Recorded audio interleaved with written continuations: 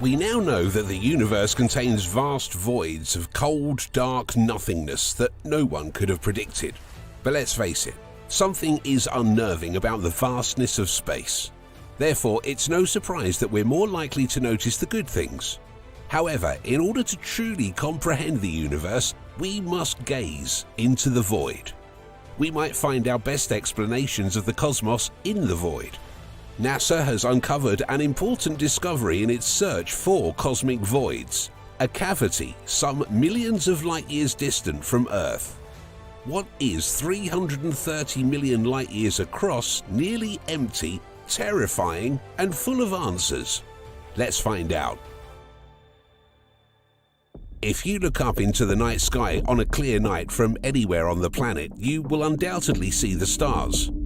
If you live in a remote area, you will be able to see these stars at their most vivid and spread over the sky. Because of this, you're undoubtedly wondering what the void is that is so frequently discussed. Even though it is not readily apparent to the naked eye, scientists using telescopes have known about this emptiness for some time. The emptiness turns out to be a portion of the Milky Way devoid of new or young stars. Astronomers now have to rethink the distribution of stars in galaxies.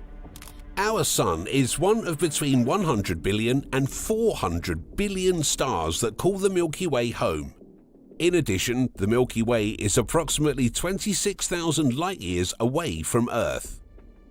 Scientists use a Cepheid kind of pulsating star to figure out the dispersion of stars. Scientists can determine the redshift and distance to us from Cepheids by measuring their pulsation pattern and comparing it to the brightness of our star. Additionally, from studying Cepheids, astrophysicists have been able to establish the form of our galaxy, which actually is distorted strangely. So far, everything appears to be as it should be. Where then is the void? A 150 light-year radius around the galaxy's core is home to Cepheid stars. 8,000 light-years from the center of the galaxy, there is a large area absolutely free of Cepheids.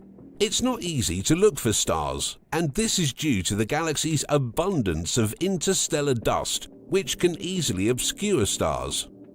The team used near-infrared light to conduct scans to compensate for these shortcomings. That's when they discovered the lack of Cepheids in the area. The current results indicate that there has been no significant star formation in this large region over hundreds of millions of years, says Giuseppe Bono, a project team member. While Bono's assessment of the scans is reasonable, the question of why no stars have formed in this region, and if they have, what happened to them, remains unanswered. That area of space-time has a unique quality about it. This one might theoretically be ruled out, given we don't have substantial enough scientific apparatus to investigate aberrations in space-time. It's possible that if we had more powerful instruments and were looking for distortion specifically, we would have discovered it. On the other hand, our sensors may never be able to detect spatial distortions because they lack the sensitivity to detect them. Some form of dark matter, antimatter, or other strange particle is present. We know our equipment likely wouldn't pick up the unknown, so anything like a blob of dark matter or some antimatter generating process that precludes or cancels out the creation of the Cepheids. Regardless of whether or not we can see it from our backyards, the idea that there is a void in space without any stars is nonetheless disturbing. Of course, a more logical answer is possible, but as of right now, it remains a mystery. As Yvonne Chouinard famously put it, fear of the unknown is the greatest fear of all. As a result of its enormity and the enigmatic aura surrounding it, the unknown has the greatest impact on us. That's not the only mystery scientists are trying to solve when it comes to the night sky. A void, known as the Boots Void, aptly termed the Great Nothing, lies beyond our galaxy. This is because it is a vast spherical region of space with only a few galaxies. It's one of the universe's greatest voids, and it's also consistent with the Lambda CDM hypotheses. This is a cosmological hypothesis that talks about the universe's consistency in terms of dark matter, dark energy, and regular matter. Near the constellation Bootes, the northern sky's ploughman is the universe's darkest hole. This region, known as a vacuum, spans 250 million light-years and is nearly devoid of matter. Thousands of other galaxies may be found if a region of the same size was centered on the Milky Way. The Bootes void, on the other hand, only contains 60. As a result, as viewed from the core of the galaxy, the universe appears dark and void. The Bootes emptiness is thought to result from several voids combining into one ultimate void. There is a cylindrical zone in the center of the void in which the other galaxies reside. This would make sense, especially knowing that the other holes were likely their own spherical shapes which had the capability to come together. If galaxies are cities, then the margins of a void are the suburbs, and the center is the darkest wilderness.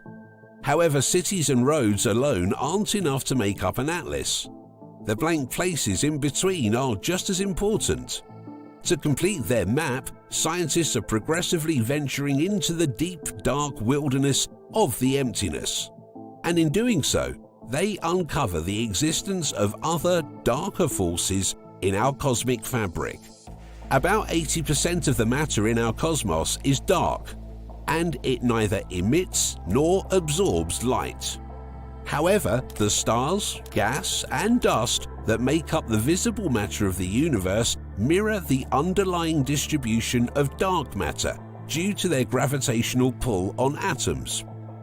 Dark matter is most concentrated in regions where galaxies are thickest. The inverse is also true. Dark matter should be sparse in an area devoid of galaxies, or nearly so. Voids in the dark matter distribution are large, shallow troughs. Galaxies are found amid tall, narrow peaks.